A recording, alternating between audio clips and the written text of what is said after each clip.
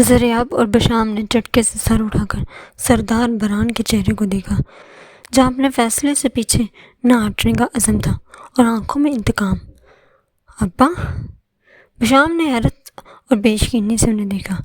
وہ اس فیصلے کا مقصد بہت اچھے سے سمجھتا تھا۔ زریاب کو تو لگا اس کے دل پر کسی نے کند چھری سے وار کیا ہو۔ اس کی جان سے پیاری بہن ایک ایسے انتقامی فیصلے کی بنت چڑھنے والی تھی۔ سردار، تمہارا بیٹا کہہ چکا ہے کہ تمہیں ہمارا ہر فیصلہ قبول ہوگا۔ سردار حیات کے کچھ بھی کہنے سے پہلے سردار برہان نے اس کی بات کاٹ کر اسے بہرام کے الفاظ یاد کروا کر بہت کچھ بابر کروایا۔ وہ لب بانجھ کر رہ گئے۔ لڑکی کو بھی بلاؤ، ہم اسے یہیں سے لے کر جائیں گے۔ یا اللہ، میرے بچے کو بچا لینا، زر بی بی نے روتے ہوئے دعا مانگتے ہوئے کہا تھا۔ محض آپ فکر نہ کریں، براز کو کچھ نہیں ہوگا انشاءاللہ۔ اور واقعی اسے تو کچھ نہیں ہوا تھا۔ کفارہ تو کسی بے قصور کو ادا کرنا پڑا تھا۔ ابھی وہ ایک دوسرے کو تسلی دے ہی رہی تھی کہ فون کی بیل بجی۔ فون سردار سبزل کی بیوی نے اٹھایا، جو اس گھر کی بڑی بہو تھی، اور فون پر ملنے والی خبر نے اس کے پاؤں کے نیچے سے زمین سرکا دی۔ حنال سب کو بہت عزیز تھی، وہ تھی ہی محبت دینے اور لینے والی۔ بہتاور نے آستہ سے فون واپس رکھا۔ کیا ہوا بانور؟ کس کا فون تھا؟ اس کی طویل ہوتی خاموشی نے وہاں موجود سب کو پریشان کیا۔ رشتہ دار عورتیں بھی جمع تھیں۔ بتائیں نا، حنال نے گھبرا کر اس کا کندھا ہلایا۔ انہوں نے خون بہا میں ہمارے جگر کے ٹکڑے کو مانگ لیا ہے۔ انہوں نے تمہیں مانگا ہے حنال؟ بہتاور نے روتے ہوئے اسے اپنے ساتھ لگاتے کہا۔ ایک اور قیامت ٹوٹی ان سب پر، وہ اسے ابھی لے جانا چاہتے ہیں۔ بھابھی نے اسے پیار کرتے کہا، اور وہ جس کی قسمت کا فیصلہ ہو چکا تھا وہ تو شوقڈ تھی۔ بھائی کی حریت مانگتے یہ وہم و گمان میں بھی نہ تھا کہ وہ خود اس انتقام کی بنت چڑھ جائے گی۔ کون اسے گلے لگا کر رو رہا تھا، کس نے اسے چادر دی، اور کب وہ گاڑی میں بیٹھ کر کب جرگے میں پہنچی، وہ کچھ نہیں جانتی تھی۔ بشام نے بہت کوشش کی اپنے باپ کو اس فیصلے سے ہٹانے کی۔ آپ کیوں ایک بے گناہ کو اس میں گھسیٹ رہے ہیں؟ اس نے شدید غصے اور جھنجھلاہٹ سے انہیں کہا۔ تمہیں میرا فیصلہ نامنظور ہے تو ابھی میرا ایک اور بیٹا زندہ ہے۔ شادی شدہ ہوا تو کیا ہوا ہے؟ مرد کو 4 شادی جائز ہیں۔ ویسے بھی خون بہا میں آنے والی ہیں صرف انتقام پورا کرنے کے لیے ہوتی ہیں۔ رکھیل سے بھی گرے ہوئے درجے کی۔ اپنے باپ کے منہ سے اتنے صفاق الفاظ سن کر ششد رہ گیا۔ اسے یقین نہیں آ رہا تھا کہ یہ وہی شخص ہے جس نے ہارڈفورڈ سے تعلیم حاصل کی ہے، اور اس کا بھائی۔ اس نے بے بسی سے سر ہاتھوں پر گرا لیا۔ جو شخص اپنی بیوی کو پاؤں کی جوتی سمجھتا ہے تو ایک خون بہا میں آنے والی کا کیا حال کرے گا؟ نہیں، وہ اسے اپنے بھائی کے نکاح میں نہیں جانے دے گا۔ یہی سوچ کر اس نے اپنے دل کو مضبوط بنایا اور سردار برہان کو اپنی رضامندی دے دی۔ انہوں نے فار سے اس کی پیٹھ تھپکی۔ اس نے غصے کی اٹھتی لہروں کو دبانے کے لیے چہرہ دوسری جانب کیا اور نظر سیدھی سامنے سے آتی کالی چادر میں لپٹے وجود پر پڑی۔ زندہ لاش کسے کہتے ہیں؟ آج حنال کو دیکھ کر بہت سے لوگ جان گئے تھے۔ اسے خود محسوس ہو رہا تھا کہ ان سب کی سب حصیں مر چکی ہیں۔ اسے اندر آتا دیکھ کر زریاب نے قرب سے آنکھیں بند کی۔ سردار حیات نے آگے بڑھ کر اسے اپنے ساتھ لگایا۔ سردار سبزال کی بھی حالت باقیوں سے کم نہ تھی، اور وہ جو اس سب کا ذمہ دار تھا سر جھکائے بیٹھا تھا۔ حنال نے خاموشی سے نکاح نامے پر سائیں کیے۔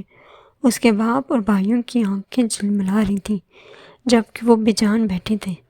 زریاب تو باہر نکل کر جا چکا تھا، آج اسے موت کے منہ میں جاتا نہیں دیکھ سکتا تھا۔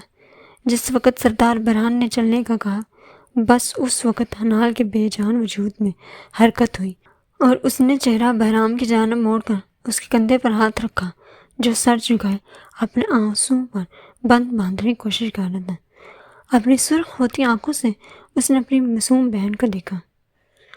ماس کا خیال رکھنا۔ اس نے بے اختیار اسے اپنے ساتھ لگا کر آنسو کو نکلنے دیا۔ آ گئی حرافہ۔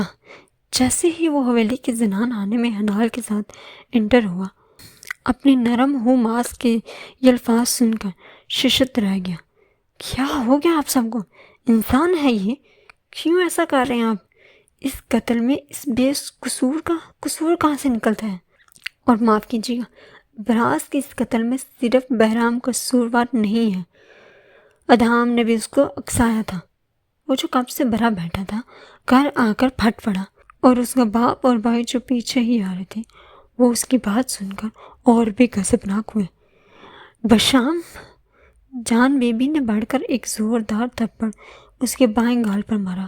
وہ تو ہکا بکا ماں کی شکل دیکھتا رہ گیا۔ شرم نہیں آتی اپنے مرے بھائی کے لیے ایسا کہتے ہوئے؟ وہ غصے سے چڑھائی۔ معاف کیجیے گا، میں غلط کو صحیح نہیں کہوں گا۔ وہ پھر بھی اپنی بات پر ڈٹا رہا۔ اسی لیے تو نے حامی بھری تھی؟ سردار بران بھی اب غصے سے چلا۔ ہاں، کیونکہ مجھ میں ابھی انسانیت باقی ہے۔ اس نے ان کی آنکھوں میں آنکھیں ڈال کر کہا۔ تو پھر دیکھ اب ہم کرتے کیا ہیں؟ انہوں نے اپنی سرخ آنکھیں اس کی آنکھوں میں ڈال کر کہا، اور یکدم اس کے پاس کھڑی حنال کو بازو سے پکڑ کر گھسیٹا اور پے در پہ اسے تھپڑوں اور گونسوں سے مارنے لگے۔ وہ جب گر گئی تو اسے پاؤں کی نوک پر رکھا۔ بشام کو لگا اس کا دماغ پھٹ جائے گا۔